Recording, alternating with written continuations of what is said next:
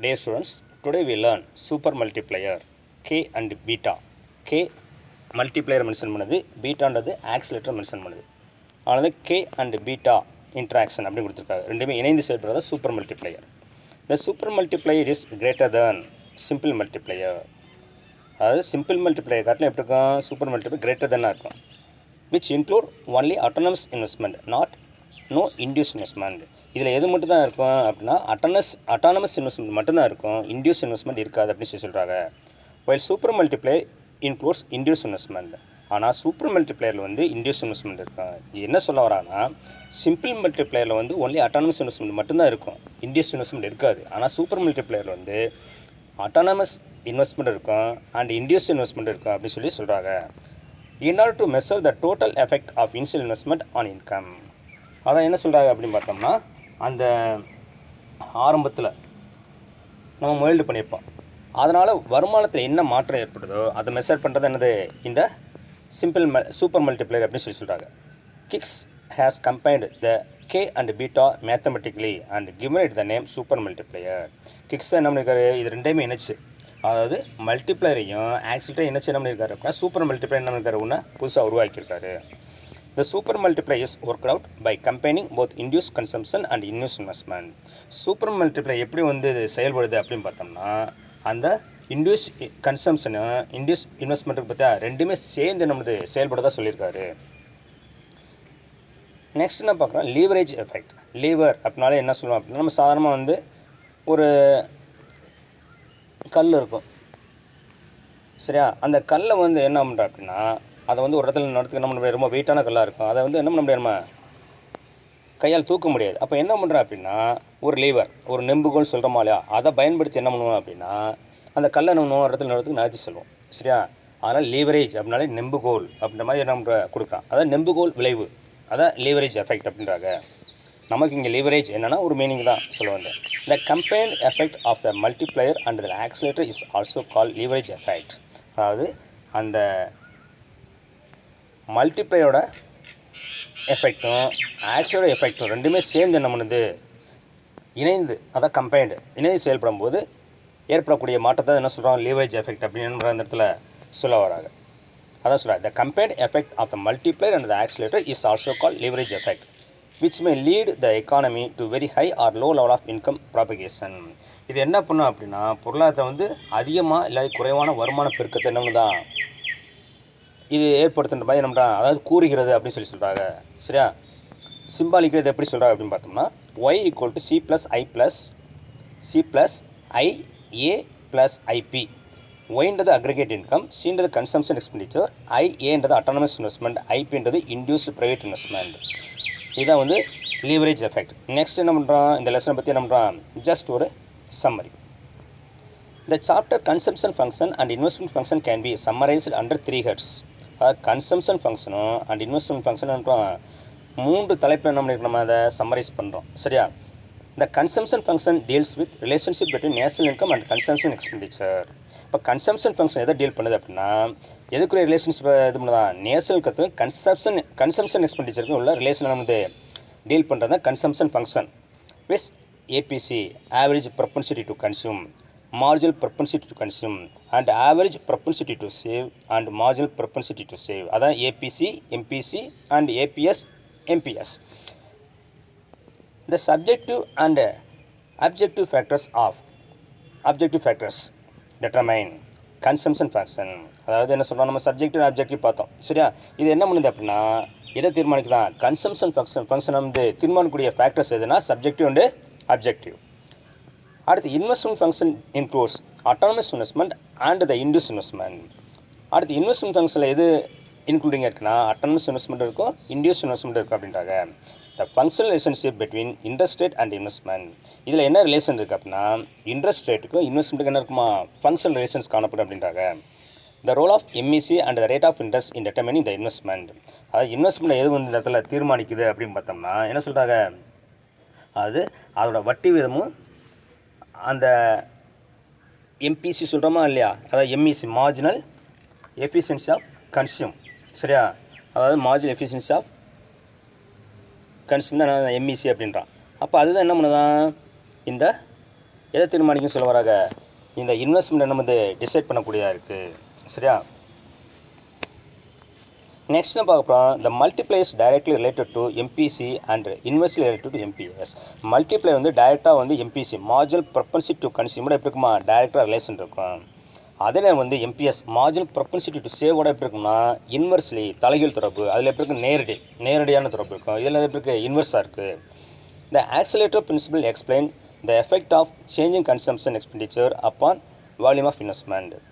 Next என்ன சொல்கிறாங்க பார்த்தோம்னா, த ஆக்சிலேட்டர் பிரின்சிபல் எக்ஸ்பிளைன். என்ன எக்ஸ்பிளைன் பண்ணுது, ஆக்சிலேட்டர் பிரின்சிபல். அதாவது பிரின்சிபல் என்ன சொல்கிறாங்க, அதோட அந்த கோட்பாட்டோட விளக்கம் என்ன சொல்லுது அப்படின்னு பார்த்தோம்னா, the effect of changing consumption expenditure upon volume of investment. அதாவது அந்த முதலீட்டின் அளவை பொறுத்து என்ன இருக்கும் அப்படின்னா, கன்சம்ஷன் எக்ஸ்பெண்டிச்சர் எப்படி இருக்குமா, அதோட விலை எப்படி இருக்கும், சேஞ்சஸாக இருக்குன்ற மாதிரி மென்ஷன் பண்ணுறாங்க அந்த இடத்துல. The interaction of multiply and accelerator is called super multiplier. அதாவது ரெண்டுமே இணைந்து செயல்படுது. மல்டிப்ளை ஆக்சிலேட்டர் ரெண்டும் இணைந்து செயல்பட்டு அதுக்கு என்ன சொல்கிறோம், சூப்பர் மல்டிப்ளைன்னு சொல்லி சொல்கிறோம். நெக்ஸ்ட் வந்து கிளாஸரி பார்க்கலாம். கிளாஸரி பார்க்கும்போது கன்சம்ஷன் ஃபங்க்ஷனா என்ன மீனிங் அப்படின்னு பார்த்தா, இந்த relationship between consumption and income. அதாவது கன்சம்ஷனுக்கும் இன்கம், அதான் சொல்லலாம் நுகர்வு மற்றும் வருவாய் ரெண்டுக்கும் உள்ள தொடர்பு என்னன்றதை எக்ஸ்பிளைன் பண்ணுறது கன்சம்ஷன் ஃபங்க்ஷன். அடுத்து வந்து அட்டானமஸ் கன்சம்ஷன் அப்படின்னா என்னென்னா, autonomous consumption is the minimum of consumption. அதாவது என்ன சொல்கிறாங்க அப்படின்னா, மினிமம்னு சொல்ல குறைந்த அளவு, அது தன்னிச்சையான நுகர்வு அப்படின்ற மாதிரி மென்ஷன் பண்ணுறாங்க இதில். Are spending that must take place even if a consumer has no disposable income such as spending for basic necessities. அது என்ன சொல்கிறான், தன்னோட அடிப்படை தேவையை நிறைவேற்ற என்ன பண்ணுறான், வருமானம் இல்லாத நிலையில் என்ன பண்ணுறான், நுகர்வோர் என்ன பண்ணுறான் அப்படின்னா என்ன பண்ணுறான், ஸ்பெண்ட் பண்ணுறது என்ன சொல்கிற அந்த இடத்துல அட்டானமஸ் கன்சம்ஷன் அப்படின்னு சொல்லி சொல்கிறோம். சரியா? அது தன்னிச்சையான நுகர்வு, அதாவது வருமானம் இல்லை இருந்தாலும் என்ன பண்ணுறான், ஃபஸ்ட்டு கன்சம்ஷன் பண்ணியிருப்பான். அடுத்து autonomous investment, additional investment that is independent of income. அது இதற்கு இது வருமானத்தை சாராமல் இருக்கும். அது வந்து consumption function, autonomous consumption function வந்து வருமானத்தை சார்ந்து இருக்கும், அதை நுகர்வு சார்ந்து இருக்கும் அப்படின்னு சொல்லி சொல்லுவோம். சரியா? இது வந்து எப்படி இருக்கும், அது சாராமல் இருக்கும் அப்படின்னு சொல்லி சொல்கிறாங்க. நெக்ஸ்ட்டு வந்து ஏபிசி ஆவரேஜ் ப்ரொபன்சிட்டி டு கன்சியூம்னா என்ன அப்படின்னு பார்த்தா, ratio of consumption expenditure to income C/Y. அதாவது அந்த கன்சம்ஷன் எக்ஸ்பெண்டிச்சர் வந்து இன்கத்தால் வந்து நம்ம பண்ணுறோம் டிவைட் பண்ணிவிட்டு நமக்கு என்ன கிடச்சிரும், ஆவரேஜ் ப்ரொபன்சிட்டி டு கன்சியூம் கிடச்சிரும். தென் மார்ஜினல் ப்ரொபன்சிட்டி டு கன்சியூம்ன்றது என்ன அப்படின்னு பார்த்தா, ratio of change in consumption to change in income delta C/Δy அப்படின்னு சொல்லி சொல்கிறாங்க. இது என்ன கிடைக்கிது அப்படின்னா, அதாவது அந்த கன்சம்ஷன் எக்ஸ்பெண்டிச்சருக்கு பற்றி அதில் ஏற்படக்கூடிய சேஞ்சஸ் வந்து என்ன பண்ணுறோம் அப்படின்னா, வருவாயில் ஏற்படக்கூடிய சேஞ்சஸ் எல்லாம் என்ன பண்ணுறான் டிவைட் பண்ணிவிட்டு நமக்கு என்ன கிடச்சிரும், மார்ஜினல் ப்ரொபன்சிட்டி டு கன்சியூம். அதனால தான் என்ன சொல்கிறாங்க, டெல்டா C/Δy. அடுத்து ஆவரேஜ் ப்ரொபன்சிட்டி டு சேவ் அப்படின்னா ratio of saving to income.